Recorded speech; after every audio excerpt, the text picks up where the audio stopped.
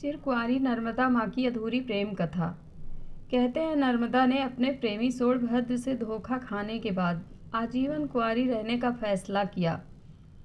लेकिन क्या सचमुच वह गुस्से की आग में चिरकुंवारी बनी रही, या फिर प्रेमी सोड़भद्र को दंडित करने का यही बेहतर उपाय लगा कि आत्मनिर्वासन की पीड़ा को पीते हुए स्वयं पर ही आघात किया जाए। नर्मदा की प्रेम कथा लोकगीतों और लोक कथाओं में अलग अलग मिलती है, लेकिन हर कथा का अंत कमोवेश वही कि सोड़भद्र के नर्मदा की दासी जुहिला के साथ संबंधों के चलते नर्मदा ने अपना मुंह मोड़ लिया और उल्टी दिशा में चल पड़ी। सत्य और कथ्य का मिलन देखिए कि नर्मदा नदी विपरीत दिशा में ही बहती दिखाई देती हैं। कथा नंबर 1। नर्मदा और सोड़भद्र की शादी होने वाली थी। विवाह मंडप में बैठने से ठीक ऐन वक्त पर नर्मदा को पता चला कि सोड़भद्र की दिलचस्पी उसकी दासी जुहिला में अधिक है। प्रतिष्ठित कुल की नर्मदा यह अपमान सहन ना कर सकी और मंडप छोड़कर उल्टी दिशा में चली गई। सोड़भद्र को अपनी गलती का एहसास हुआ तो वह भी नर्मदा के पीछे भागा, यह गुहार लगाते हुए, लौट आओ नर्मदा। लेकिन नर्मदा को नहीं लौटना था, सो वह नहीं लौटी। अब आप कथा का भौगोलिक सत्य देखिए कि सचमुच नर्मदा भारतीय प्रायद्वीप के दो प्रमुख नदियों गंगा और गोदावरी से विपरीत दिशा में बहती हैं, यानी पूर्व से पश्चिम की ओर। कहते हैं आज भी नर्मदा एक बिंदु विशेष से सोड़भद्र से अलग होती दिखाई देती हैं। कथा की फलश्रुति यह भी है कि नर्मदा को इसलिए चिरकुंवारी नदी कहा गया है और ग्रहों के किसी विशेष मेल पर स्वयं गंगा नदी भी यहाँ स्नान करने आती है। इस नदी को गंगा से भी पवित्र माना गया है। मत्स्य पुराण में नर्मदा की महिमा इस तरह वर्णित है। कनखल क्षेत्र में गंगा पवित्र है और कुरुक्षेत्र में सरस्वती। परंतु गांव हो चाहे वन, नर्मदा सर्वत्र पवित्र है। यमुना का जल एक सप्ताह में, सरस्वती का 3 दिन में, गंगा जल उसी दिन और नर्मदा का जल उसी क्षण पवित्र कर देता है। एक अन्य प्राचीन ग्रंथ में सप्त सरिताओं का गुणगान इस तरह है। गंगे च यमुने चयो गोदावरी सरस्वती, नर्मदा सिंधु कावेरी जलेस्मिन् सन्निधिं कुरु। कथा नंबर 2। इस कथा में नर्मदा को रेवा नदी और सोड़भद्र को सोनभद्र के नाम से जाना गया है। नद यानी नदी का पुरुष रूप। ब्रह्मपुत्र भी नदी नहीं, नद ही कहा जाता है। बहरहाल यह कथा बताती है कि राजकुमारी नर्मदा राजा मेखल की पुत्री थी। राजा मेखल ने अपनी अत्यंत रूपसी पुत्री के लिए यह तय किया कि जो राजकुमार गुलाब कावली के दुर्लभ पुष्प उनकी पुत्री के लिए लाएगा, वह अपनी पुत्री का विवाह उसी के साथ संपन्न करेंगे। राजकुमार सोनभद्र गुलाब कावली के फूल ले आए, अतः उनसे राजकुमारी नर्मदा का विवाह तय हुआ। नर्मदा अब तक सोनभद्र के दर्शन न कर सकी थी, लेकिन उसके रूप, यौवन और पराक्रम की कथाएं सुनकर मन ही मन वह भी उसे चाहने लगी। विवाह होने के कुछ दिन शेष थे, लेकिन नर्मदा से रहा न गया। उसने अपनी दासी जुहिला के हाथों प्रेम संदेश भेजने की सोची। जुहिला को सूझी ठिठोली। उसने राजकुमारी से उसके आभूषण मांगे और चल पड़ी राजकुमार से मिलने। सोनभद्र के पास पहुंची तो राजकुमार सोनभद्र उसे ही नर्मदा समझने की भूल कर बैठा। जुहिला की नीयत में भी खोट आ गया।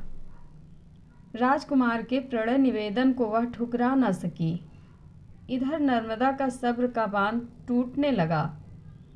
दासी जुहिला के आने में देरी हुई तो वह स्वयं चल पड़ी सोनभद्र से मिलने।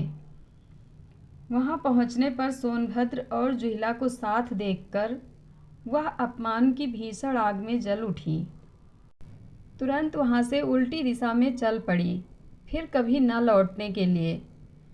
सोनभद्र अपनी गलती पर पछताता रहा, लेकिन स्वाभिमान और विद्रोह की प्रतीक बनी नर्मदा पलट कर नहीं आई। अब इस कथा का भौगोलिक सत्य देखिए कि जयसिंह नगर के ग्राम बरहा के निकट जुहिला इस नदी को दूषित नदी माना जाता है। पवित्र नदियों में इसे शामिल नहीं किया जाता। का सोनभद्र नद में वामपार्श्व में दशरथ घाट पर संगम होता है और कथा में रूठी राजकुमारी नर्मदा कुंवारी और अकेली उल्टी दिशा में बहती दिखाई देती हैं। रानी और दासी के राज वस्त्र बदलने की कथा इलाहाबाद के पूर्वी भाग में आज भी प्रचलित है। कथा नंबर 3। कई हजारों वर्ष पहले की बात है। नर्मदा जी नदी बनकर जन्मी, सोनभद्र नद बनकर जन्मा। दोनों के घर पास थे।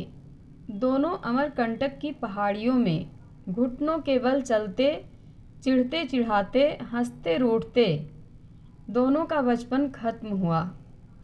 दोनों किशोर हुए। लगाव और बढ़ने लगा। गुफाओं पहाड़ियों में ऋषि मुनि व संतों ने डेरे डाले। चारों ओर यज्ञ पूजन होने लगा। पूरे पर्वत में हवन की पवित्र समिधाओं से वातावरण सुगंधित होने लगा। इसी पावन माहौल में दोनों जवान हुए। उन दोनों ने कस्में खाई, जीवन भर एक दूसरे का साथ नहीं छोड़ने की, एक दूसरे को धोखा नहीं देने की। एक दिन अचानक रास्ते में सोनभद्र के सामने नर्मदा की सखी जुहिला नदी आ धमकी। 16 श्रृंगार किए हुए वंश सौंदर्य लिए वह भी नवयुवती थी। उसने अपनी अदाओं से सोनभद्र को मोह लिया। सोनभद्र अपनी बाल सखी नर्मदा को भूल गया। जुहिला को भी अपनी सखी के प्यार पर डोरे डालते लाज न आई। नर्मदा ने बहुत कोशिश की सोनभद्र को समझाने की, लेकिन सोनभद्र तो जैसे जुहिला के लिए बावरा हो गया था। नर्मदा ने किसी ऐसे ही असहनीय क्षण में निर्णय लिया कि ऐसे धोखेबाज के साथ से अच्छा है इसे छोड़कर चल देना। कहते हैं तभी से नर्मदा ने अपनी दिशा बदल ली। सोनभद्र और जुहिला ने नर्मदा को जाते देखा। सोनभद्र को दुख हुआ। बचपन की सखी उसे छोड़कर जा रही थी। उसने पुकारा, नर्मदा रुक जाओ, लौट आओ नर्मदा। लेकिन नर्मदा जी ने हमेशा कुंवारी रहने का प्रण कर लिया। युवावस्था में ही सन्यासिनी बन गई। रास्ते में घनघोर पहाड़ियाँ आई, हरे भरे जंगल आए, पर वह रास्ता बनाती चली गई। कलकल छल छल का शोर करती बढ़ती गई। मंडला के आदिम जनों के इलाके में पहुंची। कहते हैं आज भी नर्मदा की परिक्रमा में कहीं कहीं नर्मदा का करुण विलाप सुनाई पड़ता है। नर्मदा ने बंगाल सागर की यात्रा छोड़ी और अरब सागर की ओर दौड़ी। भौगोलिक तथ्य देखिए कि हमारे देश की सभी बड़ी नदियाँ बंगाल सागर में मिलती हैं, लेकिन गुस्से के कारण नर्मदा अरब सागर में समा गई। नर्मदा की कथा जनमानस में कई रूपों में प्रचलित है, लेकिन चिरकुंवारी नर्मदा का सात्विक सौंदर्य, चारित्रिक तेज और भयानात्मक उफान नर्मदा परिक्रमा के दौरान हर संवेदनशील मन महसूस करता है। कहने को वह नदी रूप में है, लेकिन चाहे अनचाहे भक्तगण उनका मानवीयकरण कर ही लेते हैं। पौराणिक कथा और यथार्थ के भौगोलिक सत्य का सुंदर सम्मिलन उनकी इस भावना को बल प्रदान करता है और वे कह उठते हैं, नमामि देवी नर्मदे, जय मां नर्मदा देवी। कथा अच्छी लगे तो कमेंट बॉक्स में अपनी राय ज़रूर दें। धन्यवाद।